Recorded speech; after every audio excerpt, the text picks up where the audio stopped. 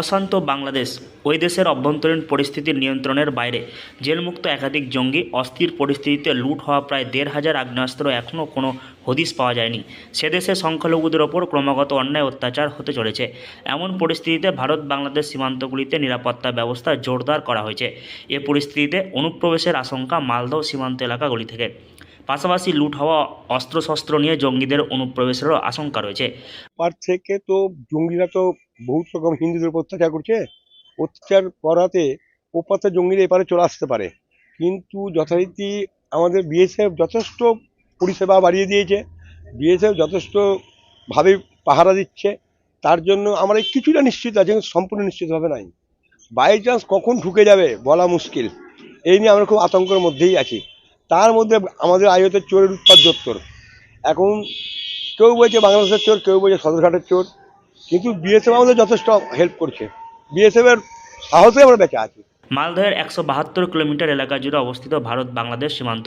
তার মধ্যে প্রায় ৩২ কিলোমিটার এলাকায় তার কাটা নেই এবং ১৮ কিলোমিটার এলাকা জুড়ে রয়েছে জলপথ। আর এই সমস্ত সীমান্ত দিয়ে অনুপ্রবেশের আশঙ্কা রয়েছে। এ আশঙ্কা রাতে ঘুম উড়েছে মালদহের ভারত বাংলাদেশ সীমান্তের হবিবপুর ব্লকের যাদবনগর আহিও সহ একাধিক এলাকার মানুষদের। সীমান্ত এলাকায় এ সমস্ত বাসিন্দাদের অভিযোগ, সীমান্তের কোনো তারকাটা ঘেরা নেই এই এলাকায়। এমনকি দুই দেশের সীমান্তের মাঝ দিয়ে বয়ে গিয়েছে মহানন্দা নদী।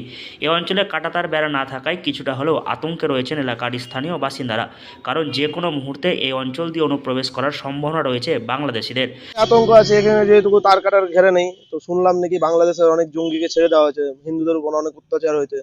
তো এদিকে কোনো তার কাটার ঘেরে নেই, জল পেরিয়ে অবশ্যই আসতে পারে, কিন্তু বিএসএফ এখানে যথেষ্টভাবে পাহারা আছে, তাই জন্য আমরা অনেকভাবে শান্তিতে আছি, কিন্তু বলা তো যায় না কখন কি হতে পারে। আতঙ্ক মানে অনেকটাই, আমাদের তো বর্ডারের পাশেই বাড়ি, এমনিতে তার কাটার ঘেরে নেই। তো কিছুদিন ধরে চোরও উৎপাত করছে, বলা যাচ্ছে না ওটা বাংলাদেশের কিনা ইন্ডিয়ার। তো ওরা নাকি বললো যে সদরঘাটের, কিন্তু সম্পূর্ণ তো বলা যাচ্ছে না। শুনলাম নাকি পুলিশের হাতে দেওয়া হয়েছে, কিন্তু শুনলাম যে ওরা বিএসএফ এ তারা খেয়ে এসছে। তো ওরা বাংলাদেশের কি সদরঘাটের সাথে তারা বলতে পারছি না, ওরাও জঙ্গিও হতে পারে। এই 1 মাস ধরে হচ্ছে।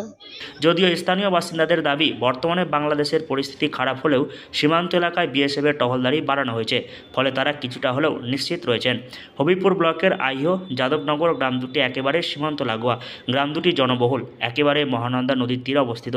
ওপারে বাংলাদেশের গ্রামগুলিও সীমান্ত লাগোয়া, ফলে কাঁটাতার বেড়া না থাকায় অনুপ্রবেশকারীরা ঢোকার চেষ্টা করতে পারে বলে অনুমান স্থানীয় বাসিন্দাদের। মালদহ থেকে হরষিত সিংহ, লোকাল 18 বাংলা।